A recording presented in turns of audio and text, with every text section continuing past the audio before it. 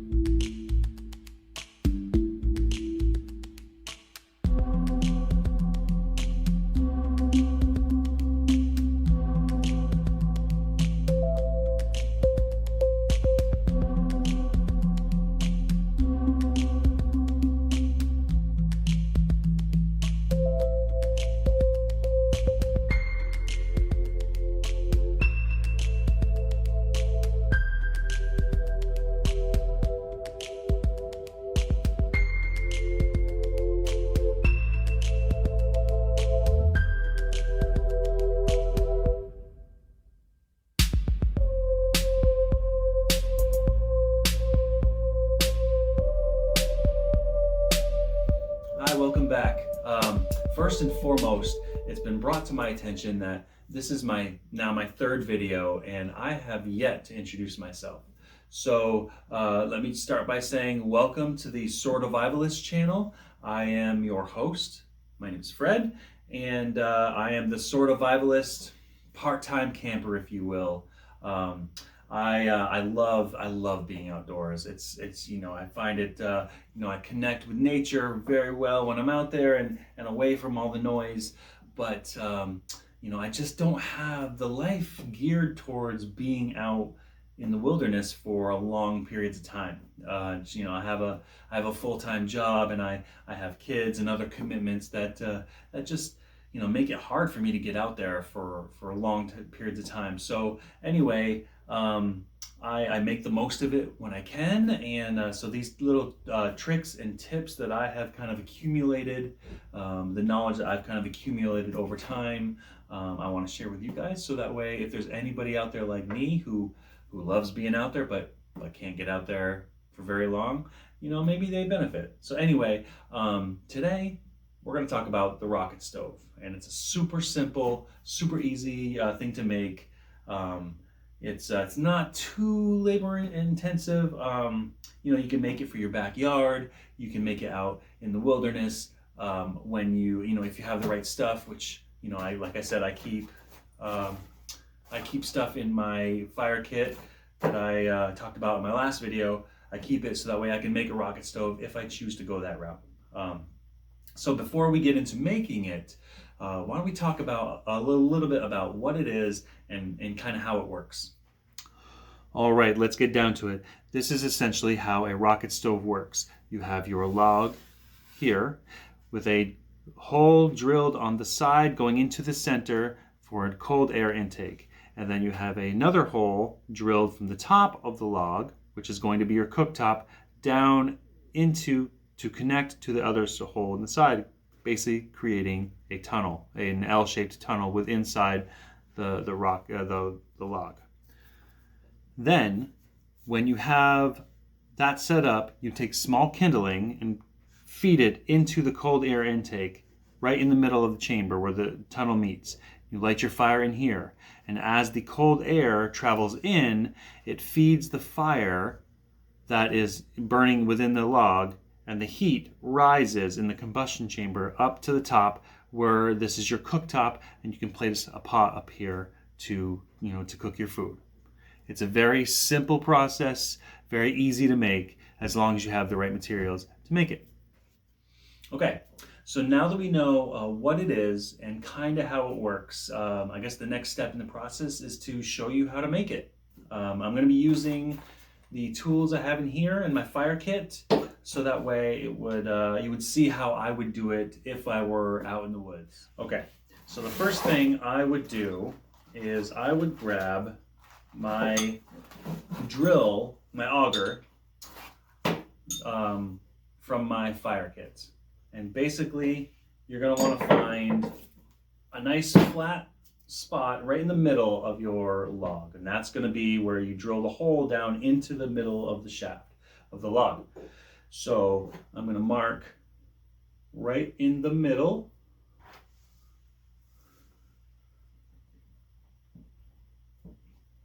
There. Okay, so I have my spot there, and then I'm going to want to see how far down this goes, how far down I want it to go. And I'm going to want to mark on the side, so that way you kind of get the idea what, where to line up.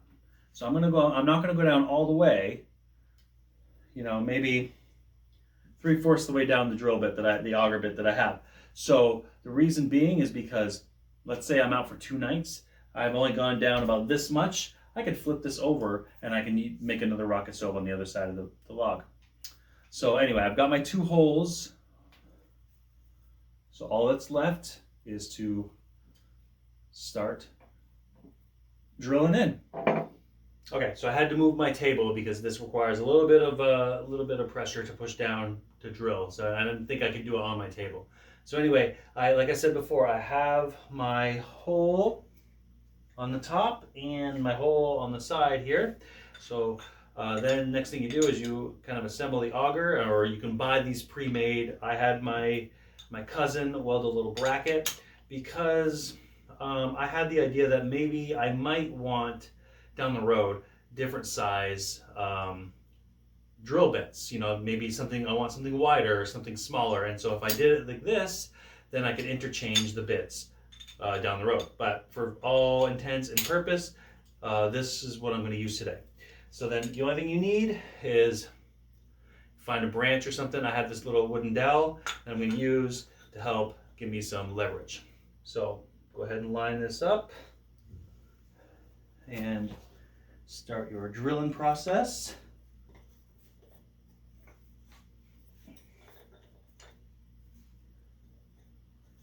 And I'll start the process here, and I'm not going to bore you with the whole thing. I'll start drilling in, and then I'll kind of cut to the next part.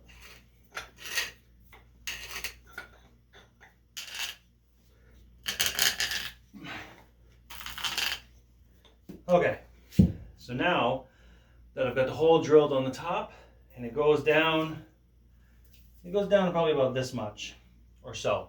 So now I have this hole drilled. I'm going to turn it on its side. I'm going to find the mark that I put for the side channel, and I'm going to start drilling that process. This.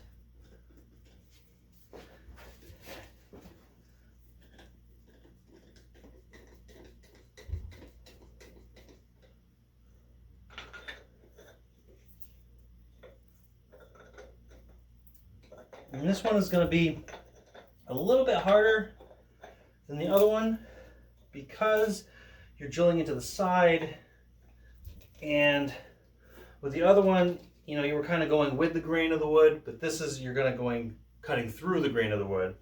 And so it's going to be a little bit harder to drill into. That has been my experience. Who knows? It might be different for other people, but for me, I find the side is a little bit more difficult.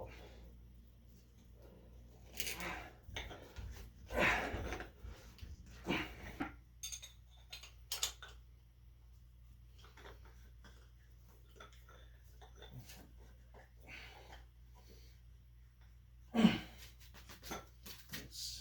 see here.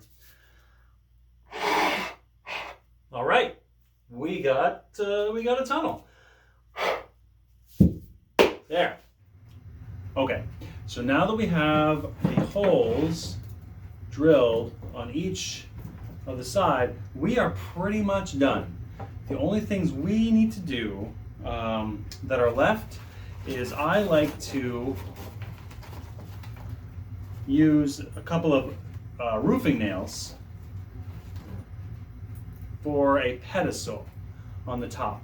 And the reason being is because if you put a pan here, it's going to cut the circulation, even though that's the exhaust, and the air goes in here and travels up, and then in the combustion chamber and it travels up and the hot air comes out, if there's no way for the air to get out, there's no circulation. So I use some roofing nails, and if I'm out and about, I take my hatchet here and I just kind of pound them in. Make sure they're all the same height.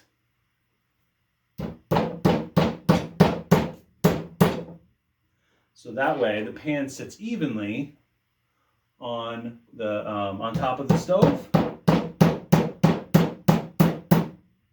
And a box of roofing nails at Lowe's or Home Depot or a local hardware store, it's $3 or $4. It's nothing, so if I end up having to replace the nails, it's no big deal.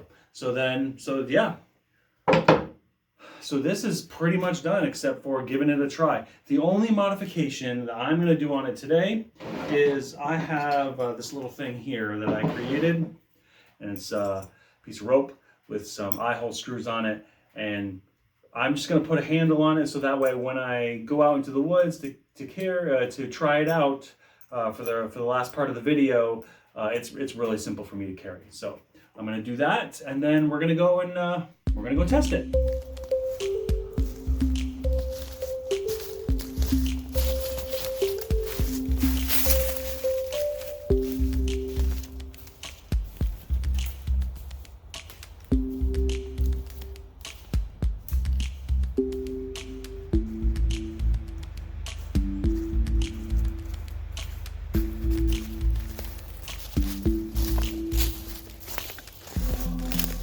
Okay, so now we're out in the middle of the woods here.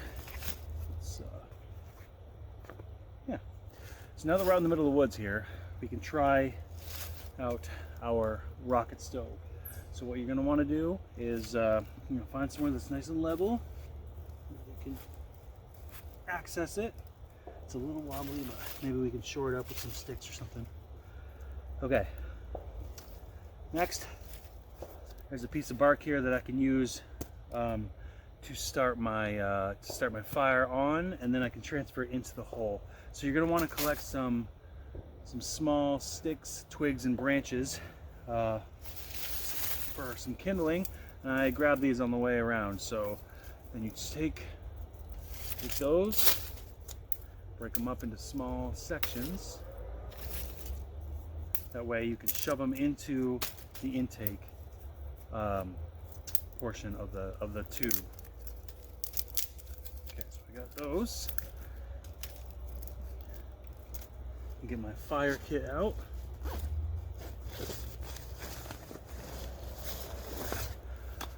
All right. Okay, so I'm taking a cotton ball and I'm kind of fluffing it out here, so that way it adds more surface area for the flame to catch for when I start the fire. And I've taken my lighter fluid and I did a spray in here and a spray in here just to kind of help it grab to the wood. So that's ready to go.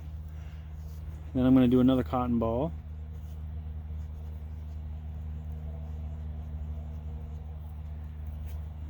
That way I can hopefully get it into the hole here and it doesn't totally clog up so air can get around.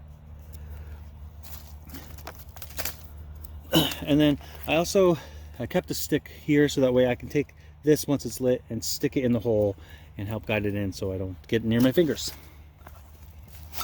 So next I need a knife.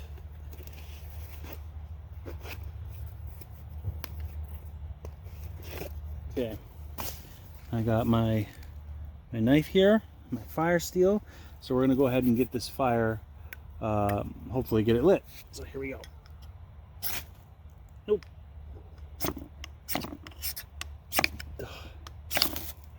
There we go.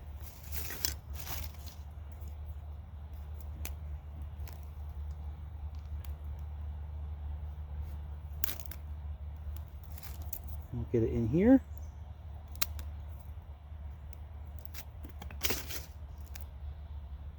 Okay, so it took me a little bit, but I managed to get it started. We're gonna let that burn for a little bit, and then once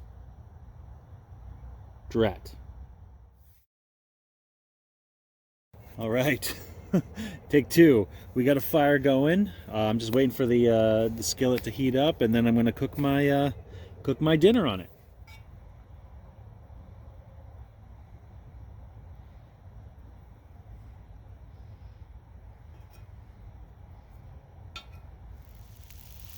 Now we're cooking.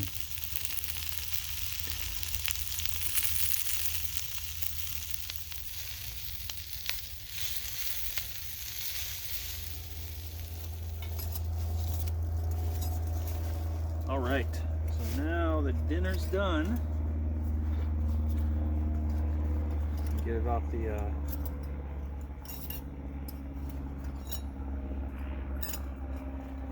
off the skillet here. Yeah, it's a little bit warm, but doesn't bother me. I stopped feeding the rocket stove, so the fire has kind of died down to some embers in there. You can't really see it, but set this down here. Try my meal. That's pretty good, if I do say so myself.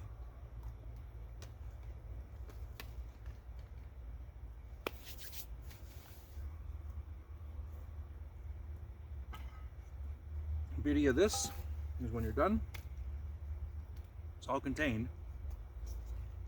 So, you can just to ensure that it's out, I kind of just tilt it up.